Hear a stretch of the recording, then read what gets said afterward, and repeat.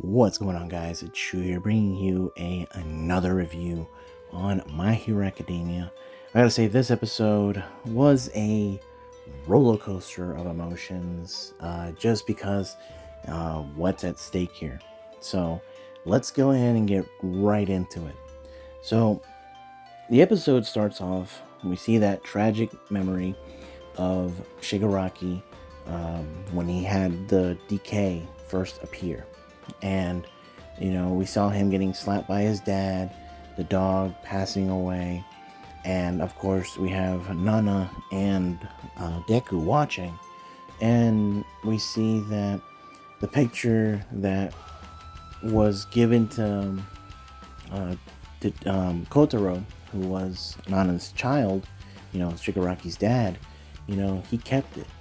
And we see that she's able to now overcome her emotions and stopping the father, and in her way sacrificing herself and trying to kind of move past it now. So it was a nice moment, and Deku's then able to jump onto Shigaraki, and they're both kids, and we see that the feelings that Shigaraki has start to overflow Deku. Decay is happening on his arms, but at the same time, Deku is giving him reassurance. It's like, I'm here for you. It's gonna be all right. Whenever I needed help, someone extended an arm to me, or excuse me, a hand to me, and I'm doing that for you. And Deku became a Nuzumaki, and I've said this before, talking no Jutsu worked, but only to a certain extent, because despite the feelings that Deku had, we see that it isn't enough, because we see that for Shigaraki, he thinks of his former friends, he thinks of Mr. Compress, he thinks of Kurogiri, Spinner, he thinks of Twice, and he thinks of Dabi, who to them, that was his people, who they would look up to him, and that was, he was their hero. And we see that it's important, and he knows that there's others out there that are pulling for him, and it's no surprise, because now we see others that are regular people that are wanting for Shigaraki to win. They're on his side, which is bananas. But we have his feelings start to kind of crumble away, and this is where a surprise turn comes. We see that All for One's consciousness comes back. It's basically sealed away, and it's reactivated, and we see how he shows we see memories that weren't Shigaraki's.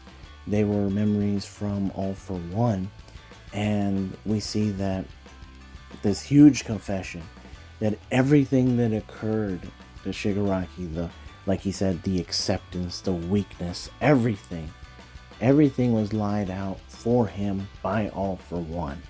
So everything that's happened is because of him, and it's wild. Like, he's just insane. And of course, this shatters his mind, and to the point to where, yes, his body's still there, but his brain and his emotions are destroyed.